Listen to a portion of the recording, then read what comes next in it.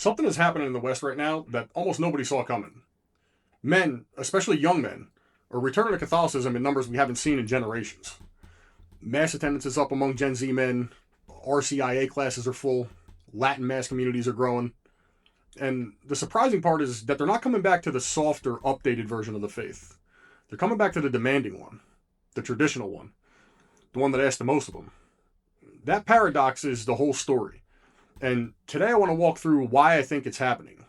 Because I lived it.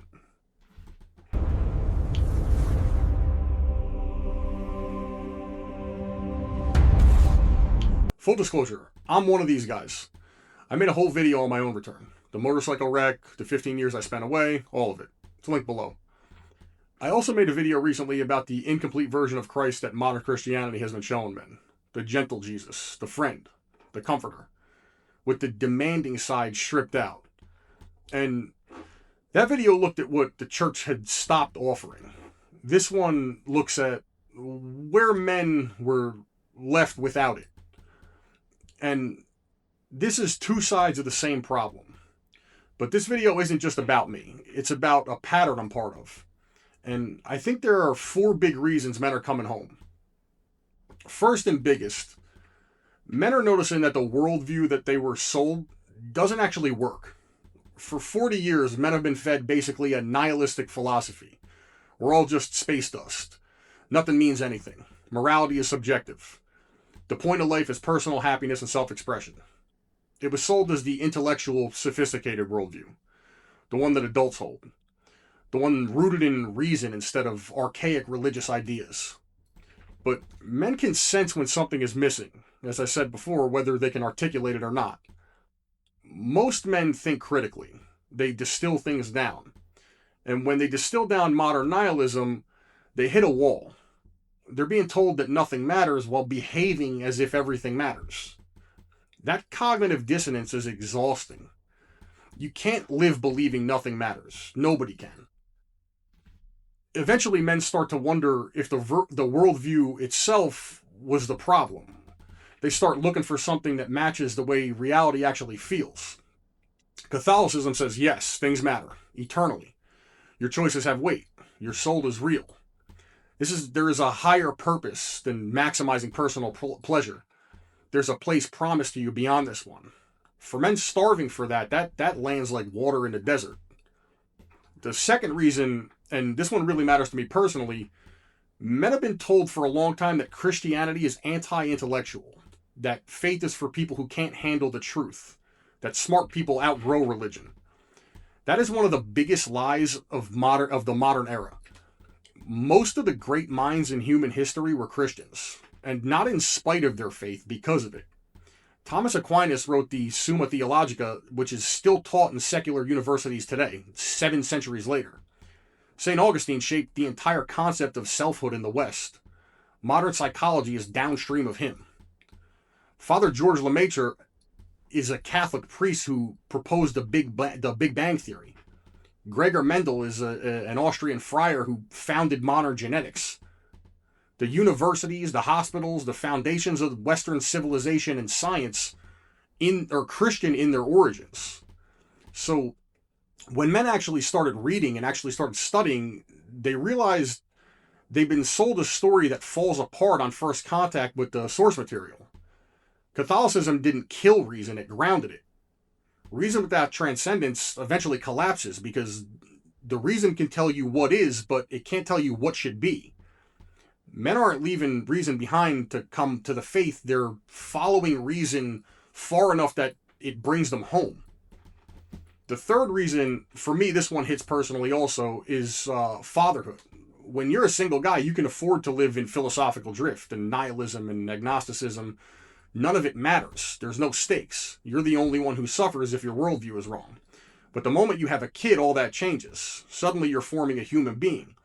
Every parent is teaching their kids something about right and wrong, or about meaning, about purpose.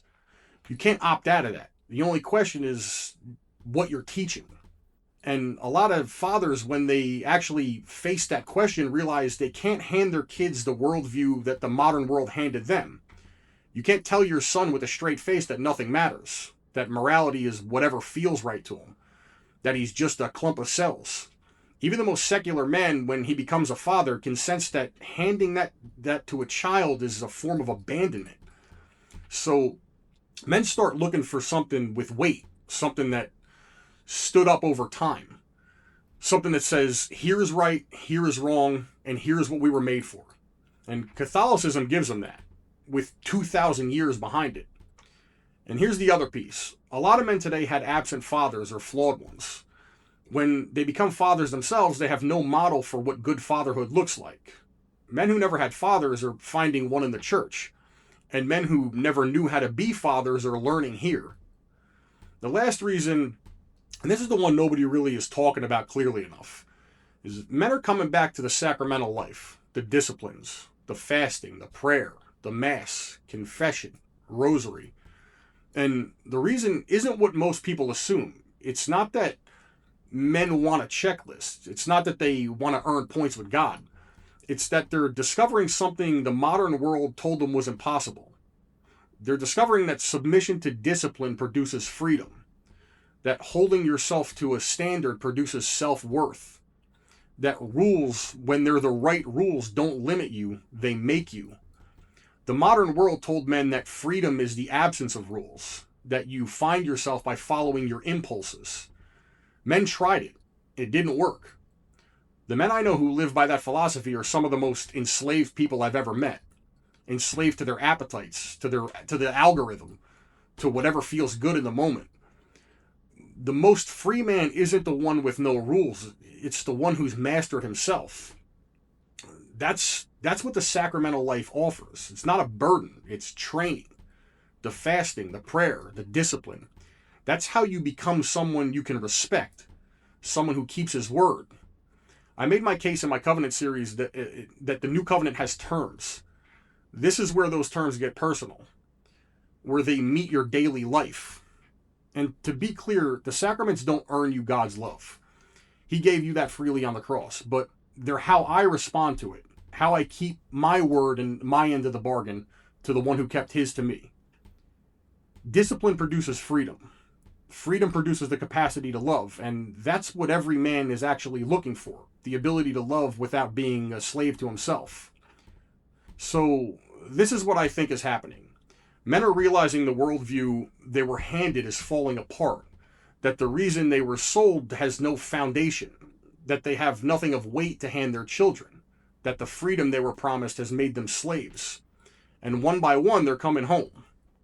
Not to a softer Christianity, not to the watered-down version, to one that asks the most of them, to the one that has stood for 2,000 years, to the one that produced the greatest minds and the strongest men the West has ever known.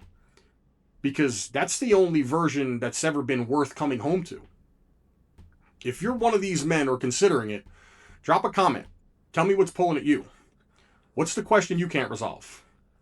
And if you want my full story, my testimony is linked below. I'll see you in the next one.